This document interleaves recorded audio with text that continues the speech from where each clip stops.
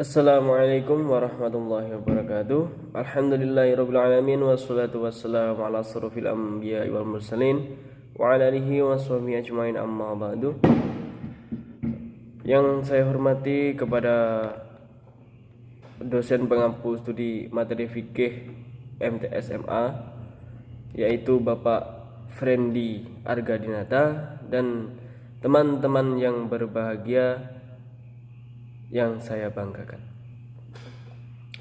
Puji syukur kehadirat Allah Subhanahu wa taala yang telah melimpahkan rahmat taufik hidayahnya kepada kita semua sehingga kita dapat berjumpa kembali dalam presentasi kali ini dengan keadaan sehat walafiat tanpa halangan suatu apapun. Kedua kalinya selawat serta salam tetap tercurah limpahkan kepada junjungan kita Nabi baginda agung Nabi baginda Muhammad sallallahu alaihi wasallam yang kita nantikan syafaatnya min hada ila yaumil qiyamah nanti. Amin amin Allahumma amin. Baiklah, di sini kami akan mempresentasikan makalah yang berjudul Studi Analisis Materi Pokok Bahasan Mata Pelajaran Fikih MTS Kelas 7 Semester 2 Kurikulum 2013 yang akan dipresentasikan oleh Mbak Halimatun Sa'diyah, Mbak Rini Sukmawati, Mas Ridwan, dan saya sendiri Saharoni. Baiklah, mempersingkat waktu, kami akan mempresentasikan makalah pada kali ini kelompok 1 dibawakan oleh teman saya. Waktu dan tempat dipersilakan. Bersuci dari najis dan hadas merupakan perintah Allah yang harus kita laksanakan. Bersuci juga menjadi syarat yang harus dipenuhi sebelum menjalankan bentuk-bentuk ibadah lainnya, baik yang fardu seperti sholat wajib 5 waktu maupun sholat sunnah seperti sholat hari raya Idul Fitri. Pengertian bersuci. Bersuci ini di dalam bahasa Arab yaitu dinamakan dengan toharoh, yang artinya membersihkan diri. Sedangkan menurut istilah yaitu membersihkan diri dari pakaian, tempat, dan benda-benda lain dari najis dan hadas dengan tata cara yang ditentukan oleh syariat Islam. Bersuci ini juga menempati kedudukan yang penting dalam ibadah, karena setiap orang yang akan mengerjakan sholat dan tawaf diwajibkan terlebih dahulu bertoharoh seperti berwudu, tayamum, ataupun mandi. Alat-alat bersuci. Air merupakan alat bersuci yang paling utama. Adapun macam-macam air itu menjadi beberapa bagian. Pertama, air mutlak. Air mutlak ini ialah air yang masih murni dan belum tercampur dengan benda lain seperti najis. Adapun air mutlak ini dibagi lagi menjadi beberapa macam bagian, yaitu air hujan, air laut, air sungai, sumber mata air, dan air salju. 2. Air tahir ghairu mutahi, yaitu air suci tetapi tidak menyucikan. Air ini tidak dapat menyucikan dari hadas dan najis, melainkan dapat digunakan untuk hal lain seperti untuk dikonsumsi sehari-hari. Contohnya air mutaghair, yaitu air suci menyucikan namun bercampur dengan benda lain sehingga berubah salah satu sifat aslinya, yaitu rasa, warna, dan bau. Contohnya air kopi, air teh, dan air susu. 2. Air musta'mal, yaitu air yang kurang dari 2 kulah. 2 kulah ini sama dengan 216 liter yang sudah digunakan untuk bersuci dari hadas dan najis, walaupun tidak berubah salah satu sifatnya. 3. Air muqayyad, yaitu air yang dikaitkan dengan nama asalnya seperti air tebu dan air kelapa. Selanjutnya air musyammas, yaitu air makruh, karena air yang suci menyucikan tetapi makruh digunakan untuk bersuci karena mengalami perubahan yang dapat menimbulkan mudarat.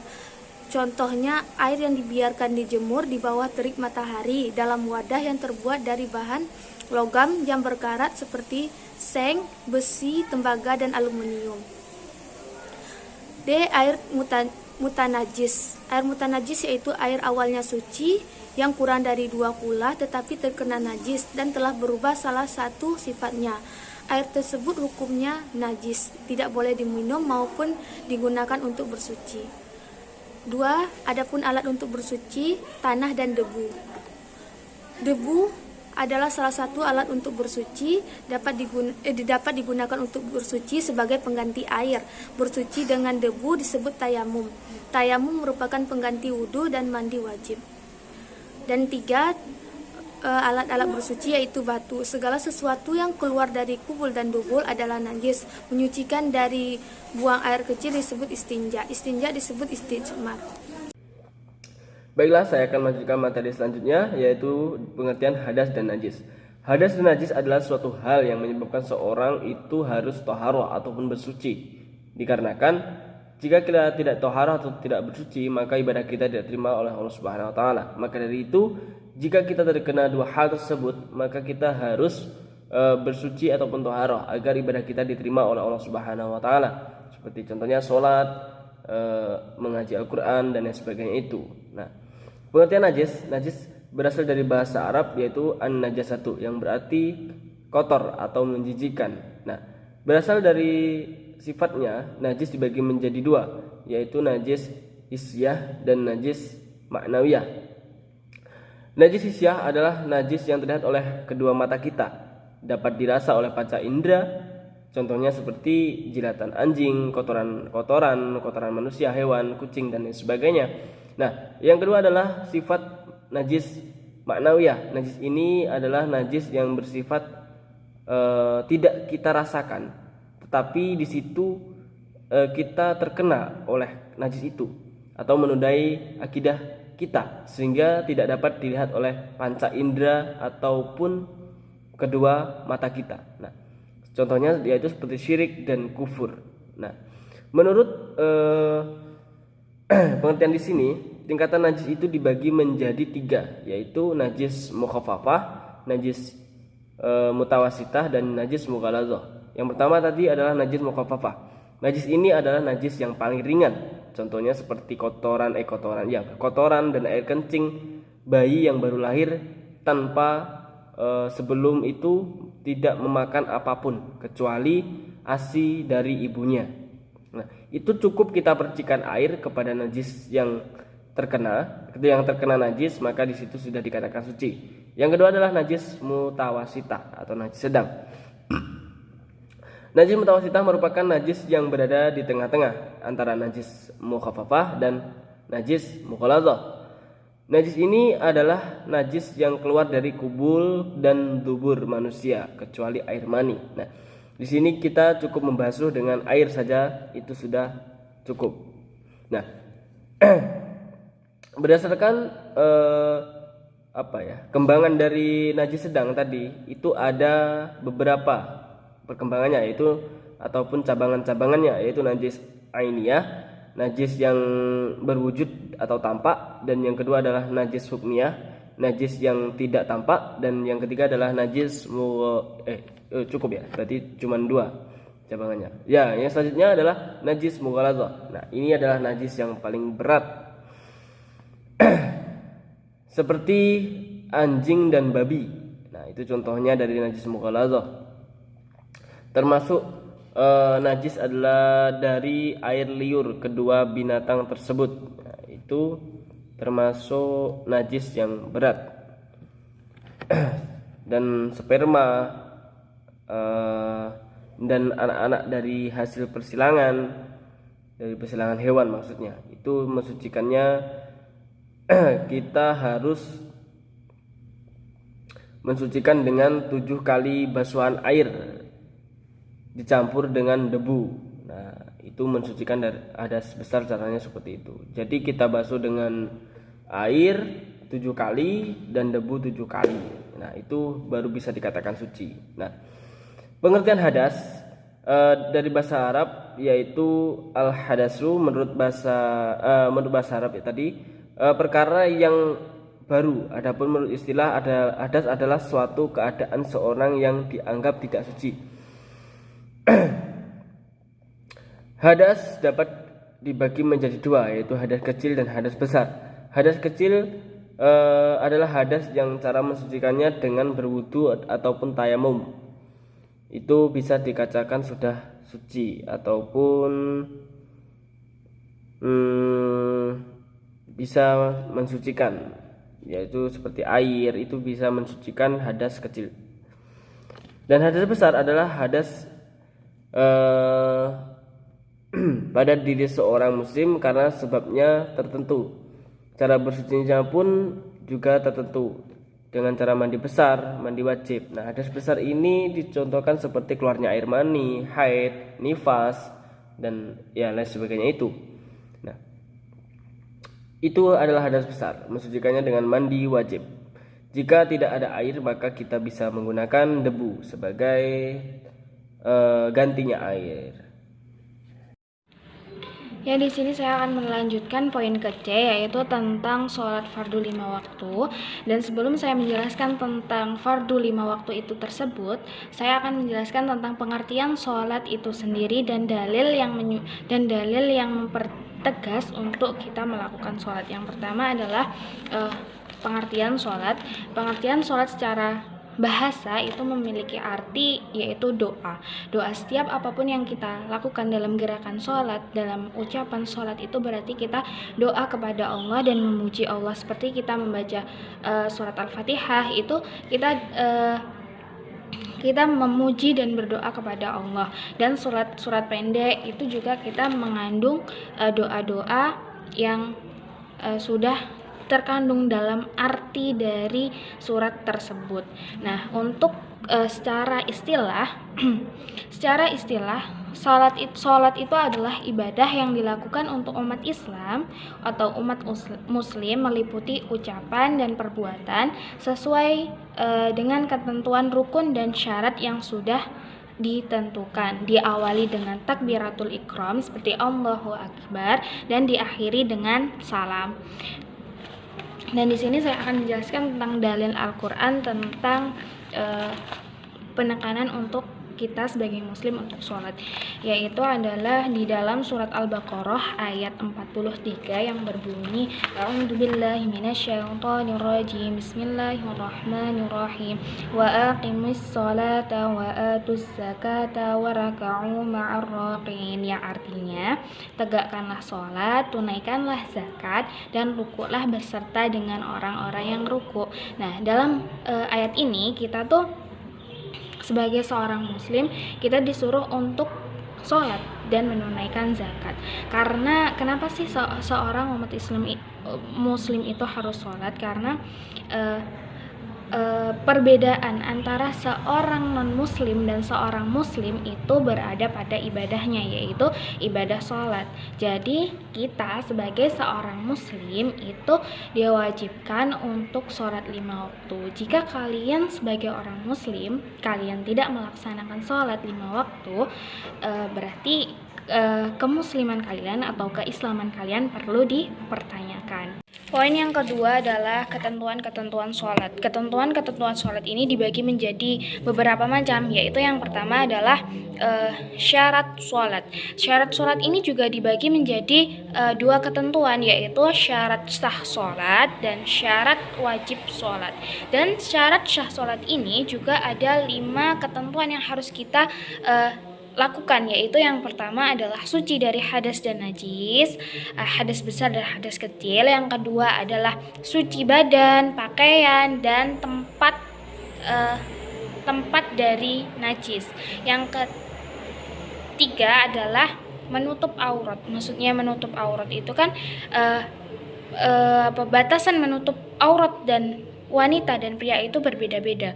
Kalau wanita itu seluruh tubuh kecuali telapak tangan dan muka. Dan untuk laki-laki yaitu batasan auratnya dari pusar sampai ke lutut. Itu adalah batasan-batasan antara wanita dan pria untuk menutup aurat. Dan yang keempat adalah telah masuk waktu sholat. Yang kelima adalah menghadap kiblat. Yang kedua adalah syarat wajib sholat. Syarat wajib sholat yang harus kita penuhi, yang pertama adalah Islam. Yang kedua adalah balik. Balik ini ketika kita balik ini ketika seorang wanita sudah haid itu dinamakan balik, dan untuk laki-laki sudah mimpi basah. Dan untuk sholat anak kecil itu hukumnya mubah ya. Jadinya yang ketiga adalah berakal. Jadi kalau melaksanakan sholat itu kita harus berakal, enggak gila dan enggak mabuk. Kalau mabuk kan juga enggak sadar. Kita harus sadar dalam melakukan sholat gitu. Yang 4 adalah suci dari haid.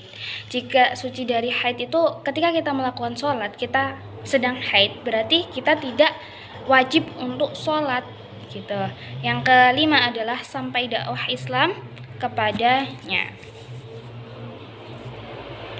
Ketiga adalah hal-hal yang membatalkan sholat. Saya mengambil dari Imam Abu Syu'ja dalam kitabnya Takrib yang dia menyebutkan bahwa yang membatalkan sholat itu seperti perkara berbicara secara sengaja, ngomong pada waktu sholat secara sengaja, itu akan membatalkan sholat, melakukan aktivitas terus-menerus dan berturut-turut, kayak seandainya kita gatel kan, gatel itu kayak gatel-gatel terus, kita jadi nggak fokus gitu, jadinya itu membatalkan sholat. Terus yang ketiga adalah adanya najis, terbukanya aurat juga membatalkan sholat. Terus berubahnya niat, membelakangi kiblat, makan, minum dalam keadaan sholat itu juga membatalkan, dan tertawa berbahak-bahak itu juga membatalkan sholat, serta murtad itu semuanya gugur karena kalian pindah dalam Islam gitu, jadinya itu akan membatalkan semua amalan yang sudah kalian kerjakan.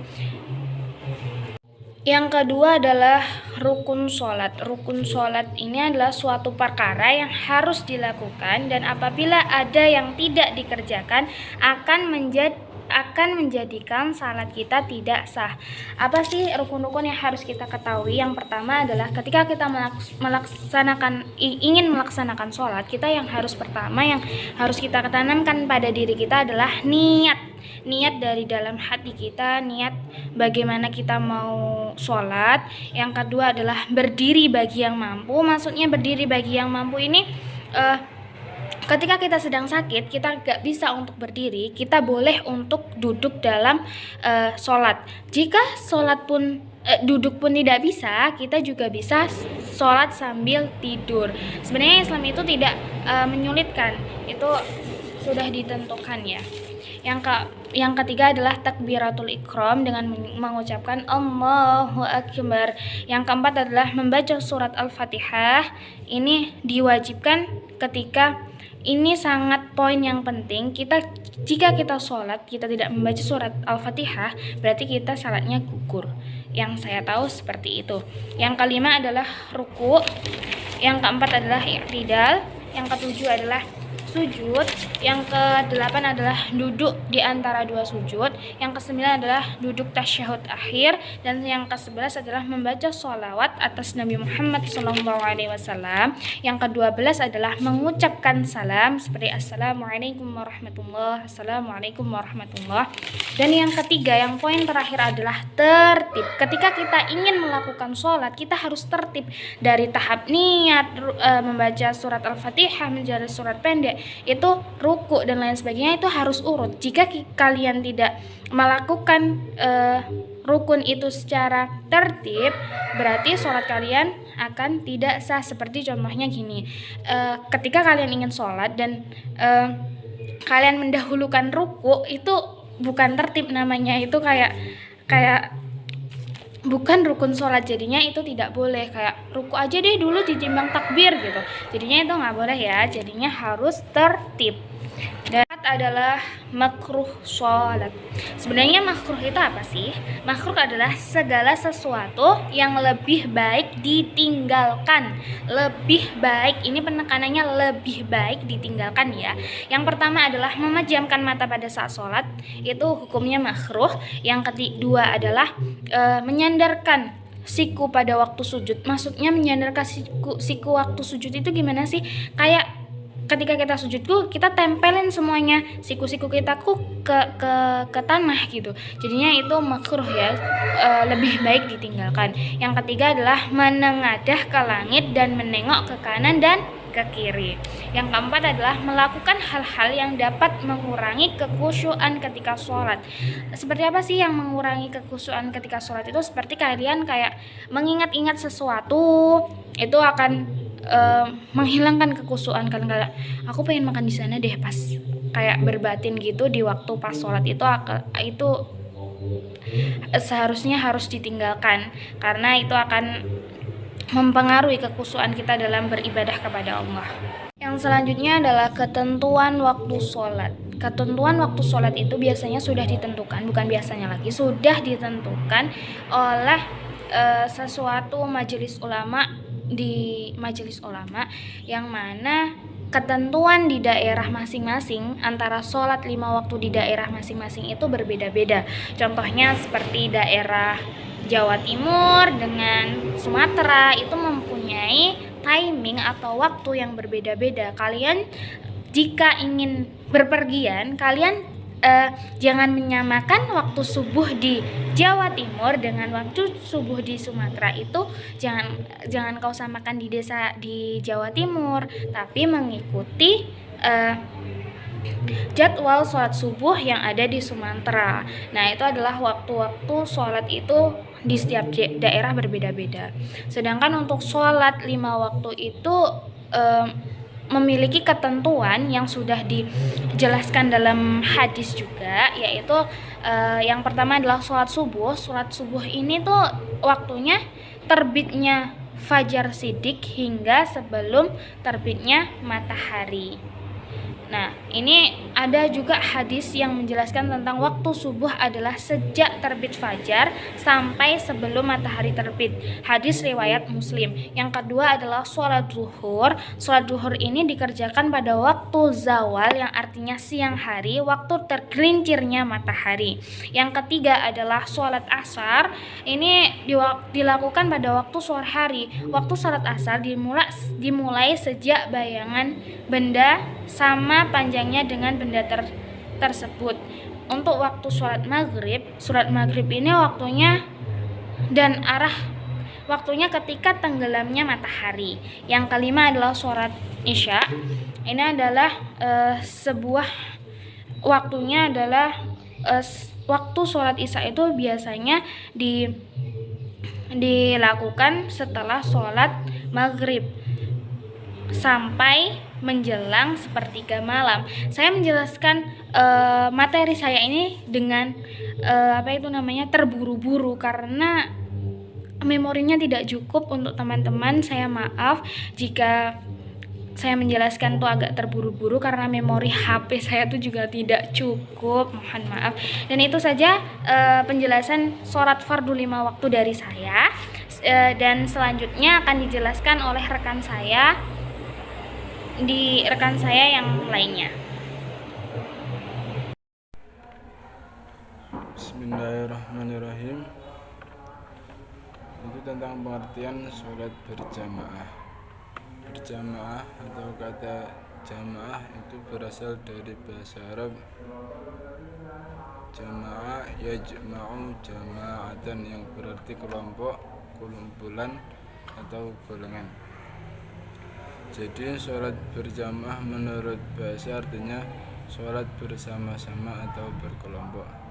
Sedangkan menurut istilah, sholat berjamaah adalah sholat yang dikerjakan bersama-sama oleh 2 orang atau lebih, dan salah satu di antara orang tersebut adalah sebagai imam atau sebagai pemimpin yang berada di depan, dan yang lainnya sebagai makmum atau yang berada di belakang pemimpin tersebut, yang menjadi makmum tersebut harus mengikuti imam. Firman Allah Subhanahu wa taala, Bismillahirrahmanirrahim. Wa idza kunta fihim faqamtu lahumus salata faltakum ta'ifatum minhum ma'ak. Surat Quran surat An-Nisa ayat 102. Dan apabila kamu, yaitu Nabi Muhammad SAW, berada di tengah-tengah mereka, yaitu di tengah-tengah para sahabatnya, lalu kamu hendak mendirikan sholat bersama-sama mereka, maka hendaklah segolongan dari mereka berdiri untuk sholat berjamaah bersamamu. Hukum sholat berjamaah dan keutamaan sholat berjamaah. Para ulama berbeda-beda pendapat tentang hukum sholat berjamaah. Ada yang mengatakan fardu ain, itu berjamaah itu harus dilakukan ketika sholat. Ada yang berpendapat fardu kifayah, dan ada yang berpendapat sunnah muakkad atau sunnah yang sangat dianjurkan, dianjurkan untuk berjamaah. Pendapat yang terakhir ini dipandang sebagai pendapat yang paling kuat dalam sholat 5 waktu, kecuali pada sholat Jumat. Bagi laki-laki, sholat berjamaah 5 waktu itu lebih baik di masjid daripada sholat berjamaah di rumah, kecuali sholat sunnah, karena sholat sunnah itu lebih baik di rumah daripada di masjid. Sabda Rasulullah SAW, "Sallu ayyuhan nasu fi buyutikum fa inna afdhala salati salatal mar'i fi baitihi ilal maktubah." Hadis riwayat Bukhari dan Muslim. Hai manusia, sholatlah kamu di rumah kamu masing-masing. Sesungguhnya sebaik-baik sholat ialah sholat seseorang di rumahnya, kecuali sholat 5 waktu, maka lebih baik di masjid. Hadis riwayat Bukhari dan Muslim.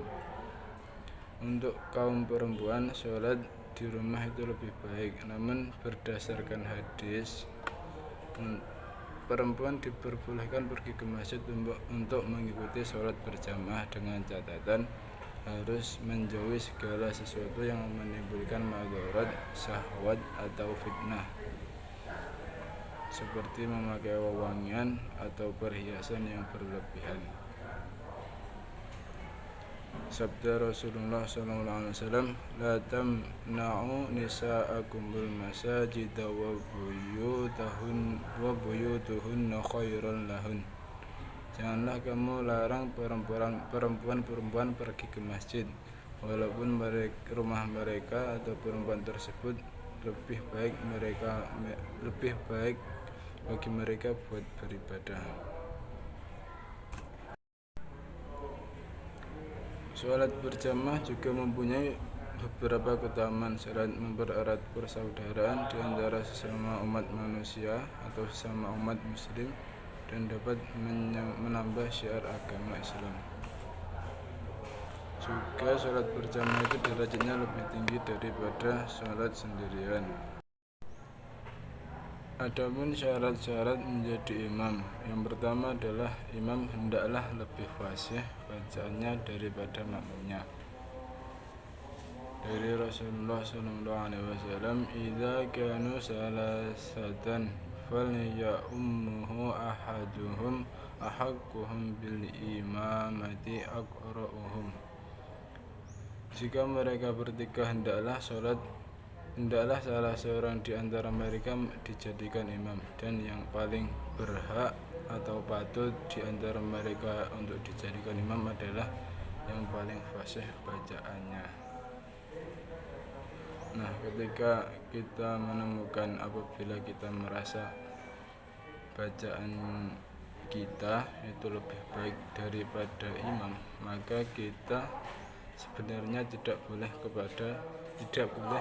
bermakmum kepada orang yang mengimami tersebut.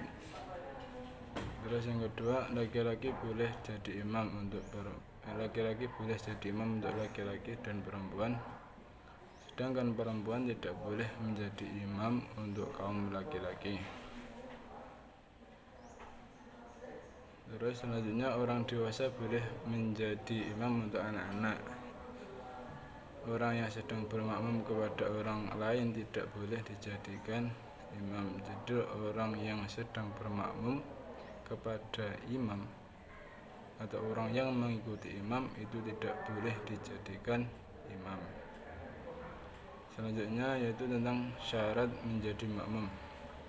Yang pertama, makmum harus mengikuti gerakan imam dan tidak boleh mendahuluinya.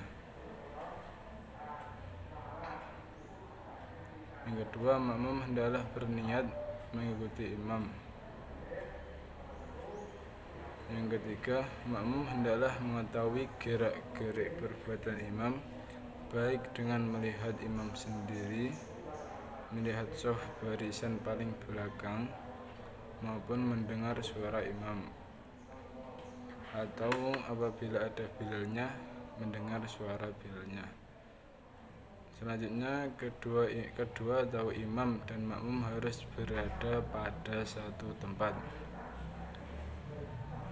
Dan yang terakhir, tempat berdiri makmum tidak boleh lebih depan daripada imam. Jadi imam harus paling depan sendiri. Susunan shaf dalam sholat berjamaah. Yang pertama, apabila makmum hanya seorang atau satu orang, hendaklah ia berdiri di sebelah kanan imam dengan sejajar. Apabila datang orang lain, hendaklah ia berdiri di sebelah kiri imam. Sesudah takbir, imam hendaklah maju sedikit atau kedua makmum ia mundur. Sabda Rasulullah SAW dari sahabat Jabir yang berbunyi, An Jabir qala sallaitu khalfal Nabi sallallahu alaihi wasallam fakumtu an yaminihi summa jaa Jabir bin Sahrin faqama an yasarihi fakhadha bi aydina jami'an hatta qamana khalfah. Hadis riwayat Muslim. Saya telah mengikuti Rasulullah SAW. Saya berdiri di sebelah kanan beliau. Kemudian datang Jabir bin Syar berdiri di sebelah kiri beliau. Maka beliau mengambil tangan kami berdua sehingga beliau dirikan di belakang beliau. Yang kedua, apabila berjamaah itu terdiri atas beberapa shaf yang meliputi jamaah laki-laki dan jamaah perempuan. Hendaknya shaf harus diatur dengan ketentuan di belakang imam shaf laki-laki dewasa, selanjutnya shaf laki-laki untuk anak-anak, selanjutnya shaf untuk perempuan dewasa, dan belakang sendiri adalah shaf perempuan untuk anak-anak. Yang terakhir adalah selain susunan harus demikian, juga shaf itu hendaklah lurus dan rapat. Berarti jangan bengkok atau ada renggang antara seseorang dengan yang lain. Jadi sunnahnya itu harus rapat. Tangan seorang harus berdempet atau bersenggolan dengan jamaah yang lain. Sabda Rasulullah SAW, An Anasin kana Nabi sallallahu alaihi wasallam yaqbalu alaina biwajhihi qabla an yukabbira fa yaqulu tarassu wa'tadilu. Dari Anas, Rasulullah SAW menghadapkan mukanya kepada kami sebelum takbir, kemudian beliau berkata, rapatkanlah dan luruskanlah barisan kamu.